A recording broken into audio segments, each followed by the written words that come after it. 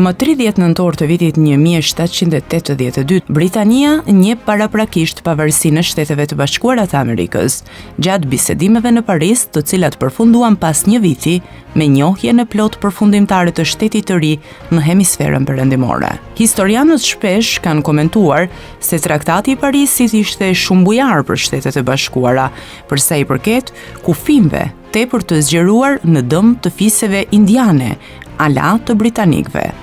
Sipas historianëve, këto lëshime nga britanikët në çështjen e kufive u bën jo vetëm fal aftësive negociuese të Benjamin Franklinit dhe John Adamsit, por edhe me pretendimin e Shteteve të Bashkuara, do të jeni një partner i madh tregtar i Britanisë.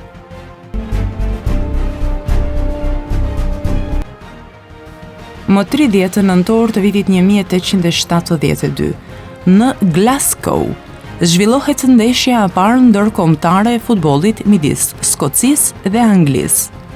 Takimi në prani të 4.000 spektatorëve përfundoi me rezultatin 0-0. Ndeshja ishte planifikuar për të filluar në orën 2 pasdite, por u vonuar për 20 minuta për shkak të mjegullës.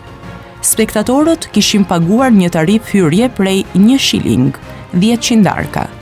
Dy nga lojtarët më të hershëm të futbollit të regjistruar në Evropë përfshin lojën e quajtur Episkyros në Greqinë e lashtë dhe versionin romak i quajtur Harpastum, lojë turme. Rregullat e sotme të futbollit janë të bazuara kryesisht në ndeshjet e shekullit të 19 me skuadrave në shkollat publike të Anglisë. Federata Ndërkombëtare e Shoqatës së Futbollit FIFA u formua në vitin 1904. Në vitin 1930, FIFA organizoi kampionatin e parë botror të futbollit në Uruguay dhe që atëherë çdo 4 vjet në një nga vendet anëtare të federatës.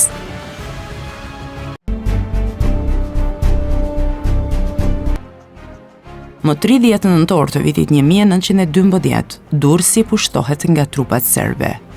Ushtarët futen në det me gjithë kuaj duke bërtitur rroft deti serb. Ndërkohë Britania ndryshon mendimin që Shkodra t'i jepet Malit të Zi, duke thënë se shkëputja e këtij qyteti nga Shqipëria është e pamundur.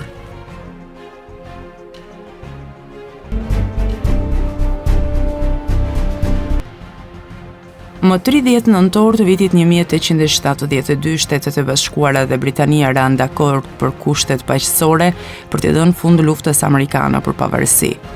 Projekt marrëveshja njihte pavarësinë e Shteteve të Bashkuara nga Anglia dhe përcaktonte kufit e këtij vendi të ri me Kanadan britanike.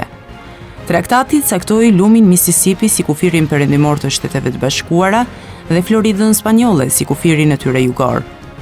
Marrëveshja siguronte peshkatarëve amerikan edhe të drejtën për të lundruar në brigjet e Newfoundlandit dhe pjesëve të tjera tradicionale të peshkimit në ujrat kanadez. Nga e tyre, Shtetet e Bashkuara pranuan të përdornin kompetencat e tyre për t'i dhënë fund persekutimit të besnikëve të Mbretërisë Britanike nga ana e qeverisë shtetërore dhe vendore dhe t'u akthenin atyre pronat që u kishin sekuestruar gjatë luftës. Të dy vendet ranë gjithashtu dakord që të mos ndalonin huadhënësit të kërkonin rikthimin e borxheve që kishin lëshuar.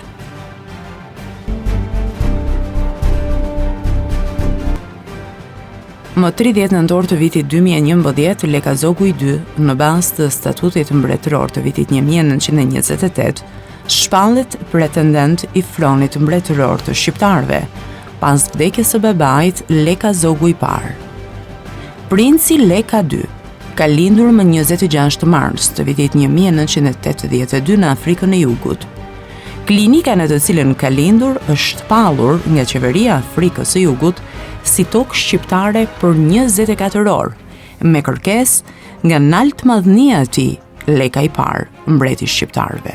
Princi Leka II, princi i shqiptarëve, u shpall trashëgimtar i fronit në vitin 2000, mbas një betimi që ai bëri përpara naltëmadhnisë së tij, Leka i parë, mbreti i shqiptarëve. Princ Leka II u martua në muajin tetor me aktorën Elia Zaharia në një dasëm porrallore. Më 30 nëntor të vitit 1835, emri Samuel Langhorne Clemens ju shtua regjistrave të gjykatës së qytetit Florida të shtetit Missouri. Samuel Clemens u bë më pas i njohur me emrin Mark Twain, një nga humoristët dhe shkrimtarët më të mëdhenj të Amerikës. Ai u bë veçanërisht i njohur sa ishte gjallë duke përshkruar jetën në brigjet e Mississippit në romanin e tij Tom Sawyeri dhe aventurat e Huckleberry Finnit. Suksesi fillestar i Twainit si shkrimtar u arrit kur ai punonte si gazetar i një reviste, duke përshkruar jetën e punëtorëve të minjerave të arit në malet e Kalifornisë dhe të Nevadës. Ai jepte gjithashtu leksione që ndiheshin me interes të madh fal humorit të tij në mënyrë të veçantë për sa u përket mangësive të shoqërisë amerikane. Një nga biografitë e tij shkruan se thelbi i Mark Twainit ishte njësimi i tij me njeriun e zakonshëm, edhe pse vetë Twaini nuk mund të shikohej si njeri i zakonshëm. Mark Twaini është cilësuar si humoristi më i madh amerikan i kohës së tij dhe ati i letërsisë amerikane.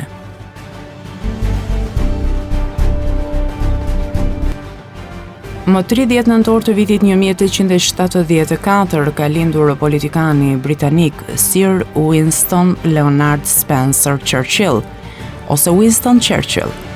Ishte politikan britanik i njohur kryesisht për drejtimin e Britanisë së Madhe gjatë luftës së dytë botërore. Ai shërbeu si kryeministër i Britanisë së Madhe prej viteve 1940 deri në 1945 dhe përsëri prej viteve 1951 deri në 1955. Një burr shteti dhe një orator i njohur, Churchill ishte edhe oficer në ushtrim britanike, historian, fitues i Nobelit për letërsi.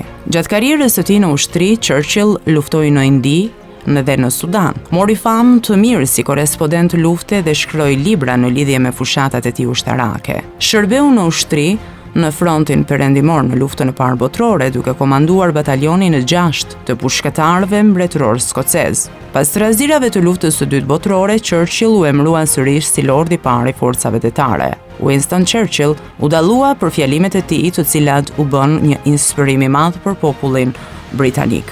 Pasi humbi zgjedhjet në vitin 1945, ai u bë lider i opozitës. Në vitin 1951 u bë sërish kryeministër deri në vitin 1955, kur dhe dha ndërheqje përfundimtare.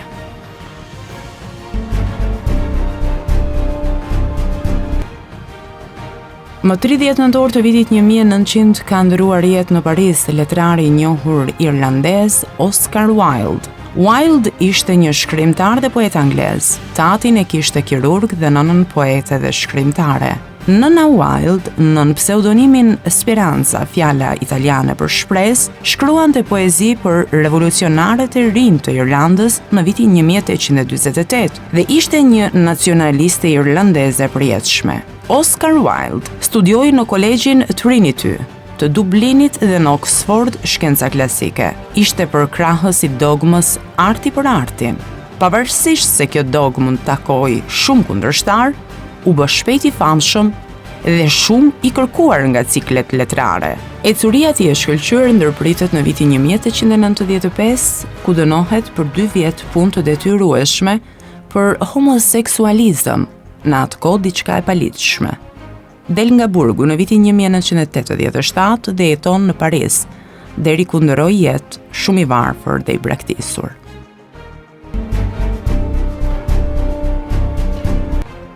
Më 30 nëntor të vitit 2011, Leka Zogu i parë, pretendent i frontit mbretëror të shqiptarëve, ka ndëruar jetë. Ishte djali vetëm i mbretit Zogu i parë dhe mbretëreshës Geraldina.